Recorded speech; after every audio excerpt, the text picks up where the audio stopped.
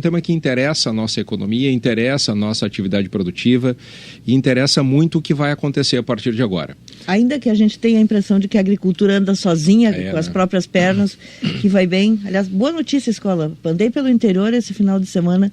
Que beleza ver as nossas lavouras de soja. Bom, então eu quero trazer aqui para o programa a nova ministra da Agricultura, Tereza Cristina. Ministra, bom dia. Bom dia, Escola. É um prazer estar falando com vocês aí da Rádio Gaúcha. Bom dia, Rosane. Bom dia. Com grande alegria que eu falo aí para o povo gaúcho, esse povo que está todo lá no meu estado. É verdade, Mato Grosso do Sul, né? É verdade. Agora, muito obrigado por nos atender. Ministra, um dos temas normalmente associados à agricultura e à pecuária é também o equilíbrio com a preservação do meio ambiente. Como é que a senhora pretende lidar com esse dilema? Como é que isso se encaixa dentro da sua política de governo à frente do Ministério da Agricultura? Bom, primeiro eu acho que não é um dilema, eu acho que é uma solução. Nós temos um código florestal muito bem feito, um dos mais avançados do mundo, né? Só que temos uma propaganda, na verdade, contrária, né, aos produtores rurais, dizendo que eles são os grandes desmatadores, enfim, os vilões do meio ambiente, o que não é verdade. Todos os produtores rurais de verdade sabem que precisam preservar as cabeceiras de rios, de córregos, que, enfim, nós precisa ser cumprida. Tá dando um cortezinho. Deu um cortezinho só na sua ligação, só pode repetir a última frase? É claro que nós sabemos que no passado havia, antes do Código Florestal, havia, vamos dizer, uma desinformação e todo mundo, as pessoas desmatavam o máximo que podiam das suas áreas. Aliás, eram incentivadas para isso. Mas desde que foi feito, o código foi aprovado, o Código Florestal, e virou lei, nós temos visto aí produtores rurais preservando, quem não tinha voltando a plantar, ou fazendo, vamos dizer, a compensação em outras áreas. Então, eu não vejo nenhum dilema nisso, eu acho que nós temos que estar cada dia mais juntos, produzindo, mas também preservando o meio ambiente, o que não é de jeito nenhum impossível de se fazer. Ministra, a gente tem ouvido que a fiscalização vai ser abrandada, porque há uma preocupação entre os produtores com os fiscais. Talvez eu devesse dirigir essa pergunta ao seu colega ministro do Meio Ambiente, porque normalmente quem faz a fiscalização é o Ministério do Meio Ambiente, mas sei que vocês trabalham em sintonia. De que forma isso pode ser traduzido na vida real dos produtores rurais? Bom, primeiro, até, vamos dizer, esclarecendo, antes de chegar e punir, né? Muitas vezes um agricultor, aquele que está lá dentro da porteira, principalmente o pequeno agricultor, o agricultor familiar, muitas vezes ele não tem conhecimento total da lei, né? Então, eu acho que às vezes o esclarecimento, ele é muito importante. O que quer se mudar é, vamos dizer, o excesso dentro da lei. A lei tem que ser cumprida. Agora, o excesso, aí às vezes vai um fiscal uma semana, diz que é para fazer de um jeito, depois vai o outro, diz que não é bem daquele jeito. Então nós temos que, vamos dizer, padronizar, esses fiscais vão ter que ser, eu não diria que tem que, talvez tratar melhor o agricultor. Às vezes eles vão a essas propriedades e fazem uma espécie de terrorismo com os produtores rurais. Eu, há 2 meses atrás, recebi uma ligação no domingo de um assentamento que tinham arrancado árvores e espaços, não porque eles tinham reserva legal, a reserva era coletiva, e os fiscais foram lá e tocaram terror nesses pequenos produtores, colocando multas de 15, 20, 30 mil reais em cima dos produtores, de coisas que realmente podiam ter sido conversadas, explicadas, e que não tiveram, vamos dizer, não teriam grandes repercussões, porque a área de preservação dos 20% que eles têm que ter estava lá intacta. Mas a senhora acha que essa mudança, ela é uma mudança sob o ponto de vista da orientação, ou tem algum aspecto legal constitucional que precisa ser alterado? Eu acho que ela é sobre não constitucional, isso demora muito, não poderia ser feito nesse momento, né? Eu acho que tem que ter uma interpretação correta da lei e tem que ter, sob o ponto de vista de orientação. Nós temos aí um problema, aí no Rio Grande do Sul, Santa Catarina, que é um problema sério, que os pequenos produtores tivessem que manter as faixas de beira de rio, né, de APPs, das matas ciliares, nos moldes do que ficou do código, e por isso eles foram isentados desses tamanhos de faixas, né, ao longo dos rios, eles perderiam boa parte de suas propriedades, que já são muito pequenas. Então houve esse benefício para os pequenos produtores, mas a gente está vendo já alguns fazendo algum tipo de preservação. Acho que nós precisamos incentivar mais o produtor rural a cada vez preservar mais. E é claro que cumprir a lei é essencial. Quem não cumpre a lei não é produtor rural, é bandido. E nós não estamos aqui para acobertar gente que não cumpre a lei. Ministra, em matéria de política agrícola, o que muda em relação ao governo anterior?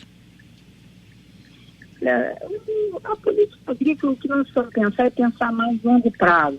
E eu quero trabalhar muito, ver sobre seguro rural. Nós precisamos ter mais crédito, e o crédito chega de maneira mais fácil ao produtor. Hoje ele ainda é muito burocratizado, se cobra muito registro, é muito caro o registro das cédulas rurais, a gente tem que rever esses pontos também, mas principalmente trabalhar o seguro rural para que ele seja mais democratizado, ele atinja uma base maior de produtores rurais. O custo dele hoje ainda é alto, né? E o produtor rural ele não pode trabalhar, ele tem um risco. O risco dele é climático. Eu ouvi aí você dizer, Rosane, que você viajou no interior e que, graças a Deus, as lavouras de soja estão lindas.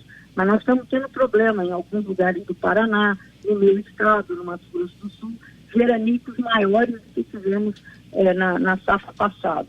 Então o produtor ele tem que trabalhar com tranquilidade, que se tiver um problema climático, ele possa plantar, saber que ele vai continuar na atividade, não ele ficar, vamos dizer, como ele fica hoje, com a espada na cabeça, sabendo que de repente alguns têm até que vender tudo que tem para pagar o banco. Então, o seguro é importantíssimo, nós estamos resolvendo esse grave problema da nossa agricultura no nosso país.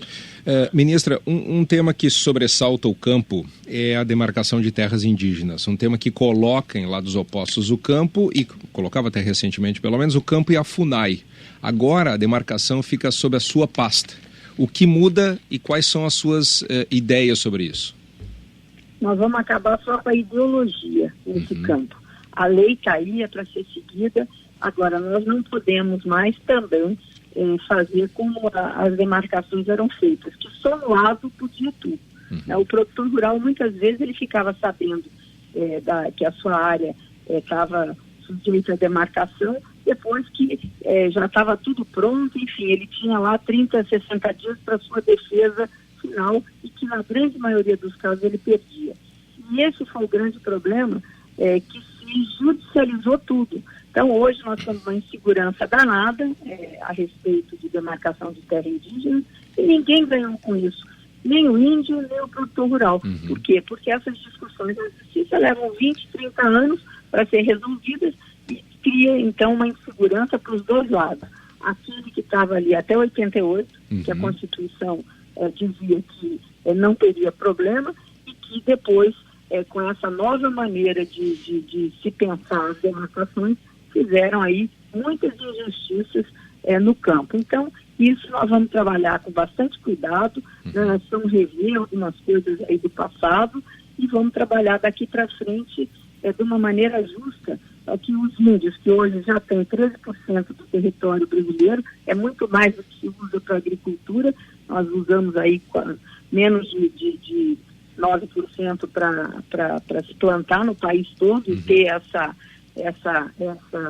esse volume de produtos para abastecer a nossa mesa, para exportar, e ainda se tem aí muitas questões de brigas, né? Que aí no Rio Grande do Sul, Santa Catarina... Aqui tem um conflito enorme no interior, mas aquelas áreas que já foram demarcadas, haverá algum tipo de revisão, por exemplo?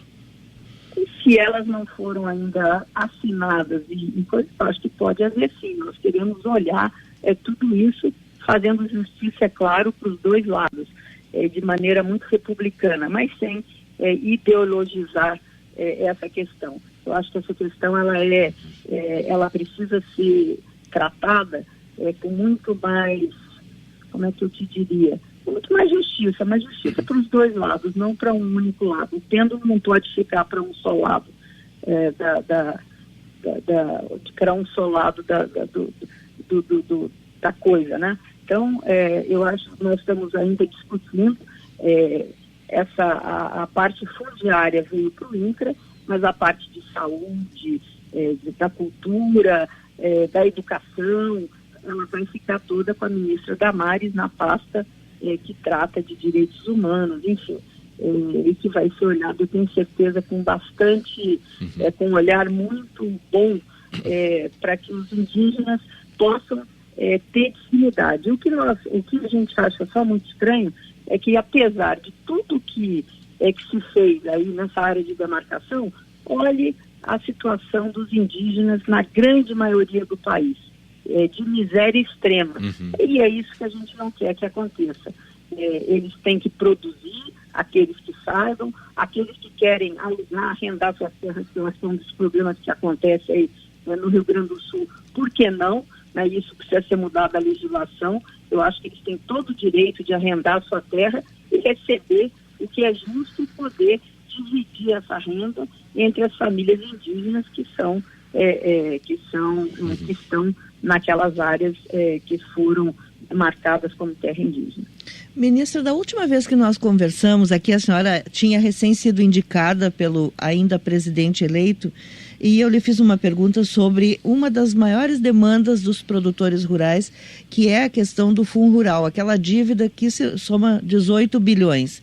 Ali a senhora ainda não estava totalmente inteirada da situação que envolve todo o déficit fiscal, mas sabia que era uma demanda difícil de ser atendida. Imagino que agora a senhora já tenha se aprofundado mais no assunto e gostaria de saber o que a senhora tem a dizer para os produtores rurais que têm essa expectativa de uma anistia desse débito que teria um impacto bastante forte nas contas públicas. Bom, quando nós conversamos sobre esse assunto, nós estamos, na verdade, falando sobre a urgência que estava para ser aprovada, né, no Congresso, e foi, e aí depois se trabalhou a prorrogação dos prazos, porque eles terminaram no dia 31 de dezembro. Né? A prorrogação para quem quisesse fazer adesão do Fundo Rural. O governo anterior não fez essa prorrogação, ele teve impedimentos legais para fazer isso, porque entrava dentro do mandato de uma nova legislatura, do novo presidente, né? Então não pôde ser prorrogado até 30 de março, como era o pedido da frente lá para o governo anterior. Hoje, o presidente Bolsonaro, ele tem se posicionado que ele é a favor de fazer aí o perdão da dívida. Existe um grupo estudando para ver como é que se faz isso, porque tem que estar no orçamento, tem que ter alguma coisa no orçamento esse ano para que o Fundo Rural deixe de ser, possa fazer essa remissão. Então, eu não tenho para hoje outros... como é que... Desculpe, mas isso não abriria caminho para outros setores da economia do país pedirem uma anistia semelhante, ministra? Com certeza, com certeza. Eu acho que isso aí a AGU deve estar estudando para passar para o presidente uma posição, né? Pensou-se que inicialmente se faria uma prorrogação, uma nova prorrogação, para que desse tempo desse estudo. Eu ainda não sei como é que está isso tem que não é uma decisão do executivo que ele possa tomar sozinho, né, porque isso é orçamento. Então, precisa saber como é que pode ser feito, de que maneira, se vai se fazer através de uma medida provisória, né, que o presidente pode encaminhar ao Congresso, e aí nós ainda, existe aí o Congresso que precisa entender que isso é uma pauta importante do agronegócio brasileiro e votar a favor. E o presidente, com certeza, não vetará se ele mandar a medida provisória, porque ele tem certeza de que ele não incorrerá na lei de responsabilidade fiscal. Então, isso tudo a gente ainda precisa saber. Esses detalhes, o governo tem somente uma semana, né? Uhum. Então, nós estamos acompanhando isso de perto. Assim que tiver notícias, prometo que eu darei para a Rádio Gaúcha em primeira mão. Muito obrigado. Bom, ministra, deixa eu aproveitar e tratar de um outro assunto com a senhora, que se refere a algumas manifestações e posições do presidente Bolsonaro com o objetivo de se aproximar cada vez mais de Israel. Israel tem muito a oferecer para o Brasil em matéria de tecnologia, de agricultura, de irrigação, enfim. Mas ele também já sinalizou que pretende transferir a Embaixada do Brasil para Jerusalém. E isso é algo que deixa o mundo árabe muito insatisfeito. Só que é para esses países do mundo árabe que o Brasil exporta uma quantidade enorme. Em 2017, se não me engano, foram 3 bilhões de reais em carne de frango, por exemplo. Como é que a senhora pretende lidar com isso? Esse é um problema que está no seu horizonte de lista de preocupações, ministra? Com certeza, tá nas minhas prioridades. Eu tenho conversado com o chanceler Ernesto Araújo sobre o assunto, já conversei também no gabinete da Casa Civil, na Secretaria de Governo, e a gente tem que abrir o diálogo com todos esses países. Eu tenho recebido alguns embaixadores dos países árabes e muçulmanos, né, que têm aí grande interesse. Inclusive, nós devemos receber uma missão esse mês ainda da Tailândia, que vem ver aves aqui no Brasil. Então, é muito importante a gente ter esse diálogo aberto e saber realmente do governo quando é que ele pretende, se vai para Israel mesmo. Tem algumas coisas a se ponderar sobre essa mudança. A senhora se preocupa com isso? A senhora está preocupada com isso no sentido de tem um temor da senhora em relação a isso? Essa orientação diplomática aí do Brasil? Olha, eu tenho temor. Eu acho que essa sinalização ela pode levar a um entendimento ruim. Porque lá eles levam as coisas ao pé da letra. Então o Brasil precisa se posicionar de maneira clara e muito firme sobre o que ele quer, porque com certeza o que nós falarmos e o que nós afirmarmos e que formos fazer pode levar a consequências, com certeza. A senhora é contra essa mudança de embaixada, por exemplo? Eu não sou contra. Eu não sei se neste momento seria a coisa certa, mas aí o presidente da República não sou eu, é o presidente Jair Bolsonaro. Sim. Ele é uma pessoa que tem responsabilidade para o nosso país, ele sabe exatamente o que isso pode afetar, então é uma coisa que a gente vem dialogando. Eu tenho a minha posição, eu estou aqui para defender o agronegócio, né? Eu estou no Ministério da Agricultura para defender a agricultura, para defender as nossas pautas, exportação, vários segmentos. Eu sei a importância da agricultura para o sul do país, para o meu estado, para vários estados brasileiros. Hoje nós somos os grandes exportadores de frango do mundo, temos uma tecnologia invejável e perder mercado é sempre muito ruim. E você ganhar mercado é uma coisa que demora muito, mas você perder é muito mais complicado depois voltar a tê-lo novamente. Então, é preocupante. A gente vem tratando isso de maneira prioritária e eu tenho certeza que o bom senso prevalecerá. Não é brincadeira esse setor que aí emprega mais de 100 mil pessoas, são 100 mil famílias, no mínimo, que têm as suas vidas nas mãos da agricultura brasileira. Há um outro setor que emprega milhares de famílias, ministra, principalmente de pequenos produtores, e que está bastante aflito com a situação, que é o setor leiteiro. E muitos dos nossos ouvintes aqui, que são agricultores, são produtores rurais, são produtores de leite, eles perguntam qual será a política para o setor leiteiro diante da concorrência do leite importado do Uruguai. Esse é um assunto muitíssimo complicado. Se fosse de fácil decisão, ele já teria acontecido. Nós estamos aí no Mercosul, infelizmente nós não temos cotas de importação, então o Uruguai e a Argentina, que tinham um acordo verbal com o Brasil, um acordo interno, né, de exportar menos, vem exportando muito. Nós já abrimos uma conversa com a Argentina, agora vamos conversar com o Uruguai também. Eu pretendo fazer uma reunião em breve com esses dois países, para que a gente possa ver se a gente tem aí uma cota informal, enfim, alguma coisa que faça com que esse setor melhore. Agora, nós temos outras coisas a fazer. Infelizmente, o nosso custo de produção ainda no Brasil é mais alto que em outros países. Nós precisamos melhorar a tecnologia, mas nós não podemos deixar esse setor que, além de ser um setor para a economia muito importante, ele é um setor que é social. Ele tem, muitos pequenos produtores dependem dele, tem muitos saindo da atividade, então muitos laticínios fechando, enfim, é o caos. Nós estamos preocupadíssimos, isso está no nosso radar principal, como prioridade nossa, esse setor leiteiro do país afora. É um apelo muito grande de todos os lados para que a gente, pelo menos, minimize nesse primeiro momento até achar uma decisão, uma solução mais definitiva para o setor, para que ele sofra menos.